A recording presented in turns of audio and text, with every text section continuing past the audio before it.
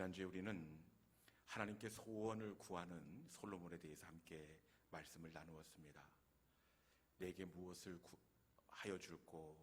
하나님께서 이렇게 솔로몬에게 묻자 솔로몬이 듣는 마음을 주옵소서. 하나님, 저는 다른 거 다 필요 없고 하나님 듣는 복된 길을 주십시오. 이렇게 하나님 앞에 소원을 아뢰고 있습니다. 여러분, 왜 그 많고 많은 소원 가운데에서 솔로몬은 왜 하필이면 모자라고 모자라 보이는 듣는 귀를 하나님께 유일한 소원으로 아뢰었을까요? 왜 그랬을까요? 그것은 솔로몬이 알았기 때문에 그렇습니다. 솔로몬은 하나님의 말씀이 종합 선물 세트라는 것을 알았기 때문에 그렇습니다. 여러분, 요즘에는 그 세트가 없는데 어릴 적 보면 종합 선물 세트 하나 속에 온갖 좋은 것들이 다 들어있지 않습니까? 그런데 하나님의 말씀이 종합 선물 세트입니다. 하나님은 위로를 주실 때도 말씀에 담아서 주시고, 승리를 주실 때도 말씀에 담아주시고, 그 사람의 인생을 돌이킬 때에도 말씀에 담아서 보내십니다. 말씀은 하나님의 종합 선물 세트입니다. 하나님의 선물 세트는 손으로 받는 것이 아니라 뭘로 받습니까? 귀로 받는 겁니다. 귀. 말씀이 들려지면 살아나게 되어 있고, 말씀이 들리면 절망 중에서도 위로를 경험할 수 있습니다. 복 중에 복은 하나님의 말씀이 들려지는 것입니다. 이 시간 솔로몬에게 주셨던 듣는 마음, 하나님의 음성을 들을 수 있는 복된 귀가 선물로 주어지는 이 자리, 이 시간이 될 수 있기를 주님의 이름으로 축원합니다. 오늘 본문은 형님들의 손에 의해서 애굽의 노예로 팔려진 꿈의 사람 요셉에 관한 이야기입니다. 요셉이 이스마엘 상인들의 손에서 보디발 장군 집으로 팔려갑니다.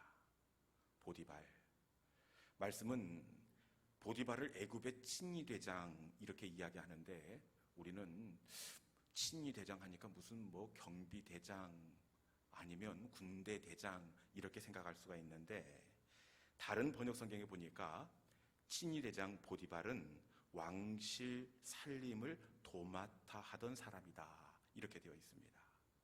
그러니까 이 친위대장은 재무부 장관 정도 되는 겁니다. 이런 사람들은 일처리 하는 능력이 다릅니다. 재무부 장관, 아주 꼼꼼하고 사람을 보는 눈도 예리해서 집에서 부리는 종 하나를 선발해도 그냥 부리겠습니까? 아무나 쓰지 않습니다.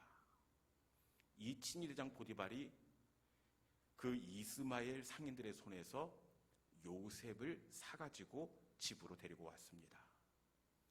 여러분, 이 보디발의 눈에 왜 요셉이 쑥 들어왔을까요? 무엇이 요셉을 이 보디발 장군이 이게 사게끔 했을까요? 우리 본문 6절에 있는 말씀을 한번 읽어봅시다. 도대체 요셉에게 어떤 매력이 있었는지 6절에 있는 말씀 한번 읽어봅시다. 자, 시작. 주인이 그의 소유를 다 요셉의 손에 위탁하고 자기가 먹는 음식 외에는 간섭하지 아니하였더라. 요셉은 용모가 빼어나고 아름다웠더라. 아멘. 왜 요셉을 사게 되었습니까? 말씀해 보니까 요셉은 용모가 빼어나고 아름다웠더라. 용모, 이 사전적 의미를 보니까 사람의 얼굴 모양을 일컫는 말. 용모가 빼어났다. 이 얼굴의 모양이 빼어나고 아름다웠다라는 겁니다. 요즘으로 말하면 요셉의 얼굴이 꽃미남이에요. 콧날이 오똑하고 눈은 쌍꺼풀이 지고 호수처럼 맑고 얼굴은 조망만합니다. 거기에 젊고 또 몸은 이런저런 노동일로 통해서 적당하게 근육이 있는 이 몸도 조각 같습니다. 그러니 이 요셉이 눈에 들어오지 않겠습니까? 더군다나 이 요셉은 실력과 능력까지 갖추고 있는 사람입니다. 요셉이 실력과 능력을 갖추고 있다는 것을 어떻게 확인할 수가 있느냐? 5절 말씀에 보면 여호와께서 요셉을 위하여 복을 내리심으로 집과 밭과 모든 소유에 넘친지라. 집과 밭에 복이 넘쳤다. 무슨 말입니까? 요셉이 하는 일마다 성공적이었다는 뜻입니다. 요셉은 잘생긴 외모와 실력과 능력까지 갖추고 있습니다. 이것만으로도 차고 넘치는데 요셉에게는 다른 남자들에게서는 찾아볼 수 없는 치명적인 매력이 있습니다. 그것은 거룩함입니다. 당시 대부분의 남자들은 애굽의 문화와 종교적 특성상 굉장히 문란했습니다. 그런데 요셉은 다릅니다. 얼마나 정결하고 거룩하고 친절하고 착하든지 자신을 더럽히지 않는 구별된 삶을 살았습니다. 여러분, 젊지요, 외모가 출중하지요, 지혜롭고 실력이 있지요. 거기에다 거룩하고 따뜻하고 친절하기까지 합니다. 이런 요셉과 함께 한 울타리에서 살아야 한다고 생각해 보십시오. 여러분, 어떻게 마음을 지킬 수가 있겠습니까? 그 누구라도 요셉에게 마음을 빼앗길 수밖에 없습니다. 우리가 뭘 몰라서 지금까지 보디발 사모님 어떻게 정숙하지 못하고 그 사모님이 그럴 수 있냐고 이렇게 대놓고 무시했는데, 여러분들이 함께 안 살아봐서 그렇습니다. 누구가 봐도 요셉에게 마음을 빼앗길 수밖에 없습니다. 그러던 어느 날 이 보디발 아내의 눈에도 요셉이 쑥 들어왔습니다. 이게 아주 노골적으로 이 요셉에게 마음을 전달하고 함께 있기를 청하는데, 여러분, 이 정도 하면 요셉이 너무 올 법도 한데 요셉이 어떻게 합니까? 10절 말미에 보니까 어떻게 되어 있습니까? 함께 있지도 아니하니라. 함께 있지도 아니하니라. 요셉이 의도적으로 보디발 사모님을 피하는 겁니다. 이러면 보디발 사모님의 마음이 어떻겠습니까? 우리 생각에는 자신을 일부러 피하는 요셉을 노여워하고, 그리고 자기가 무시당했음에 화를 내고 격분해야 합니다. 그런데 함께 있지도 아니하니라. 이 사람의 마음이 이 감정이란 거 알 수가 없습니다. 이러면 이럴수록 보디발 사모님은 더 묘한 매력을 느끼는 거예요. 그러던 어느 날 드디어 일이 벌어지게 되는데, 그날 하필이면 11절 말씀을 보니까 그 집 사람들은 하나도 거기에 없었더라. 요셉이 어떤 용무로 그 사모님 안채까지 들어가게 되었는지 알 수는 없지만 11절 말씀에 보니까 하필이면 그 집 사람들은 하나도 거기에 없었더라. 일전에 사모님의 눈치도 분위기도 그렇고 해서 요셉이 바쁘게 일을 정리하고 나오려는데 어떻게 되었습니까? 느닷없이 사모님이 요셉을 덮치는 겁니다. 설마 하는 눈치인 것 같은데 우리 12절 말씀 함께 봉독하도록 하겠습니다. 12절, 자 시작. 그 여인이 그의 옷을 잡고 이르되 나와 동침하자. 그러나 요셉이 자기의 옷을 그 여인의 손에 버려두고 밖으로 나가매. 보십시오, 어떻게 되었습니까? 벌써 덮쳤습니다. 나와 동침하자. 그럼에도 불구하고 요셉이 어떻게 했다고요? 자신의 옷을 여인의 손에 버려두고 밖으로 나갔다. 여러분, 보디발 아내의 청을 거절했습니다. 그런데 사실 이 상황 가운데에서 자신의 옷을 놓고 그 자리를 떠난다는 것, 청을 거절한다는 것 결코 쉬운 일이 아닙니다. 왜 그렇습니까? 요셉의 나이가 아마 20세 전후의 혈기왕성한 때로 성경 주석자들은 그렇게 보고 있습니다. 20세 전후의 혈기왕성한 청년 피하기가 쉽지 않습니다. 더군다나 날마다 청하니 10절 말씀 보면 그렇게 되어 있죠. 볼 때마다 눈치를 주고 웃음을 흘리면서 날마다 청하니 날마다 같이 있기를 청했습니다. 혈기왕성한 요셉이 이 유혹을 뿌리친다는 것 결코 쉽지가 않습니다.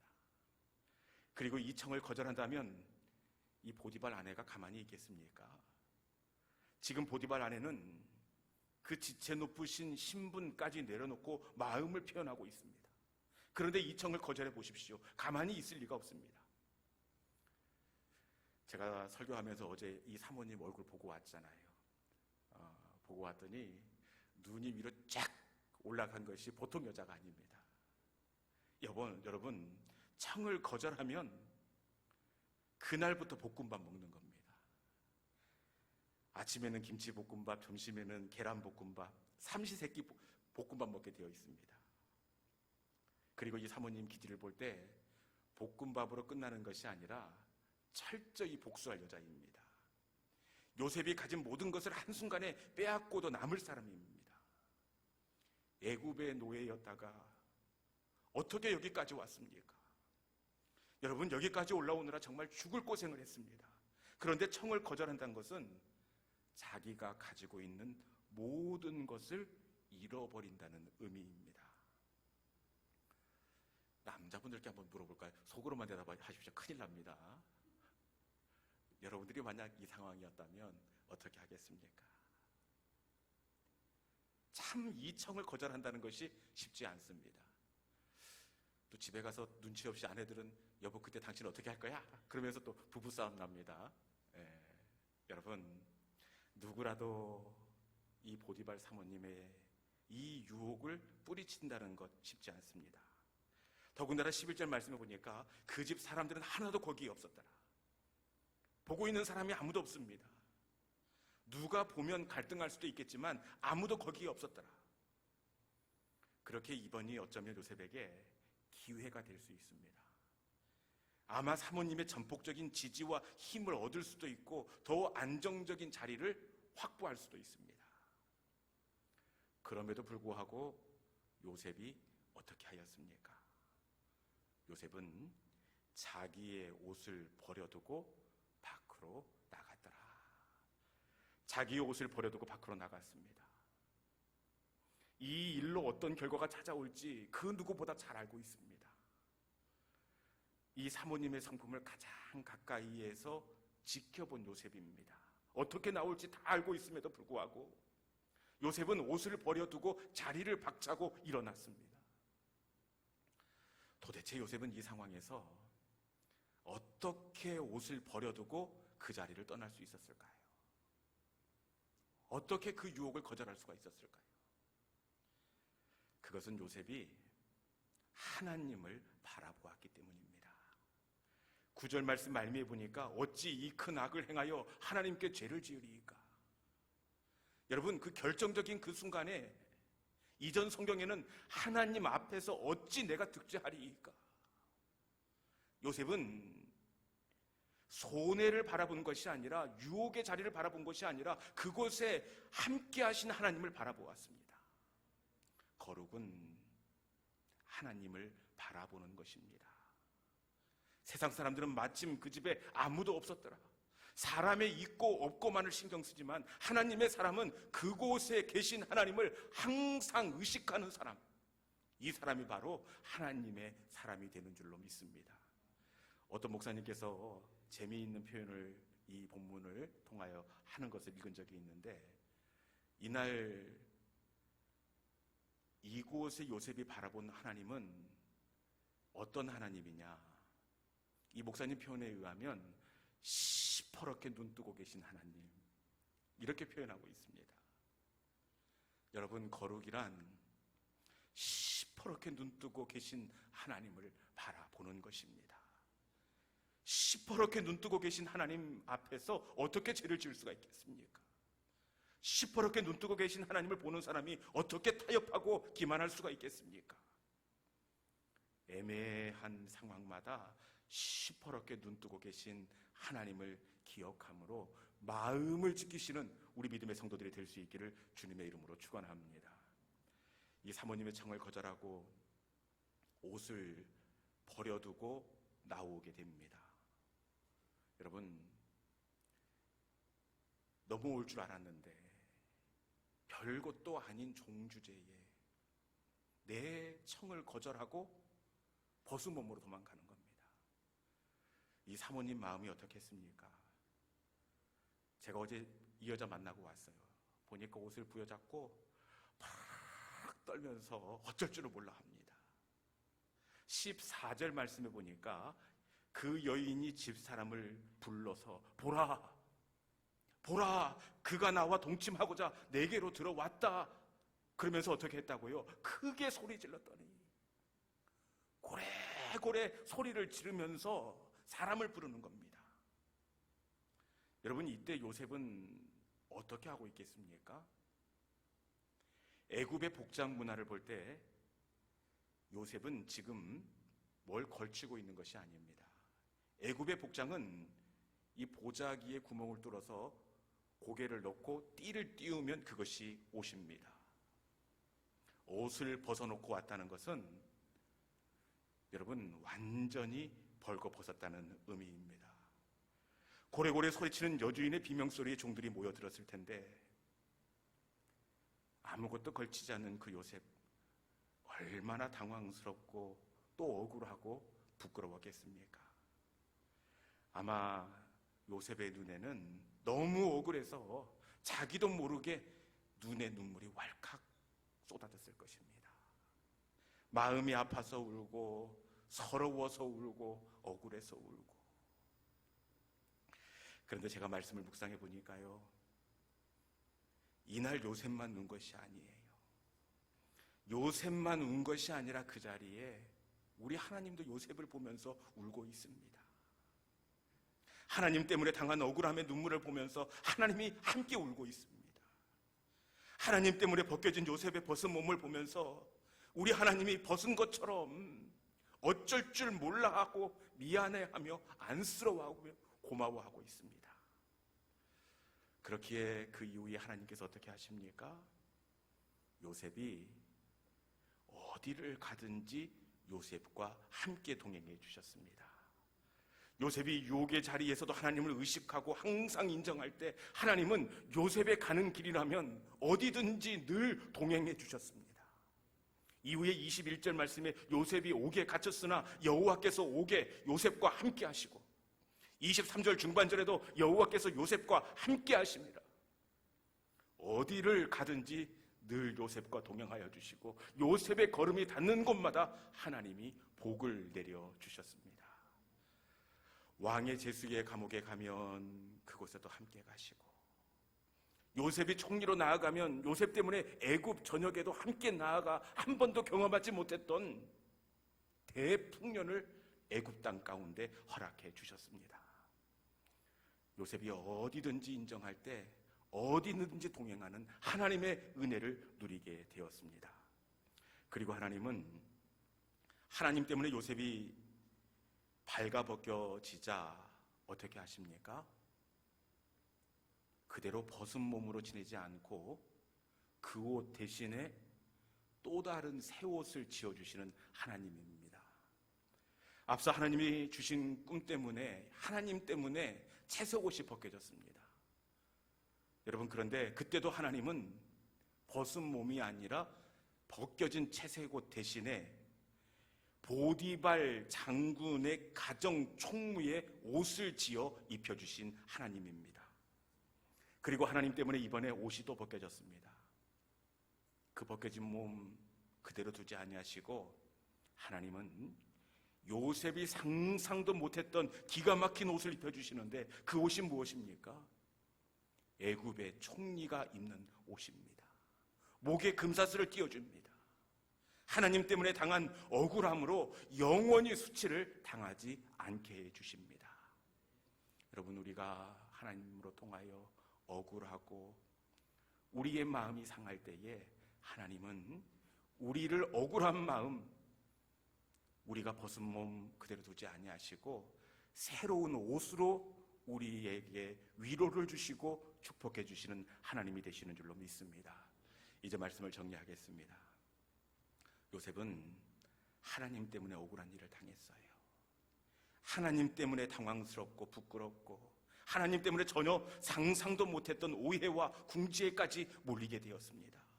하나님 때문에 막막한 상황을 만났고 하나님 때문에 눈물을 삼켜야 하는 시간들을 만났습니다. 그런데 저는 본문에서뿐만 아니라 오늘 이 강단에서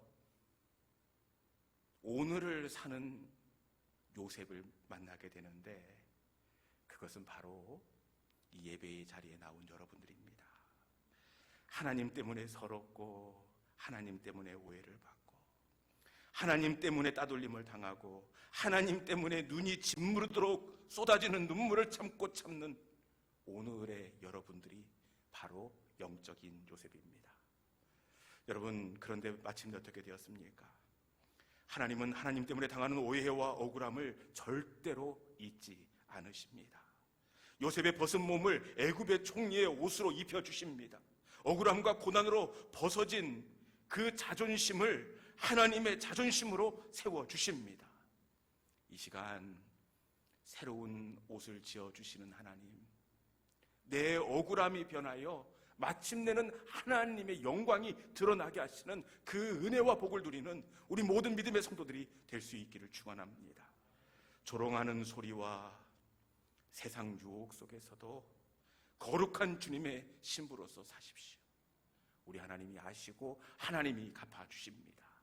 이 시간 요셉과 같이 하나님 때문에 억울한 자리, 고난을 자리라고 하더라도 나아가는 우리 모든 믿음의 성도들이 될 수 있기를 주님의 이름으로 축원합니다.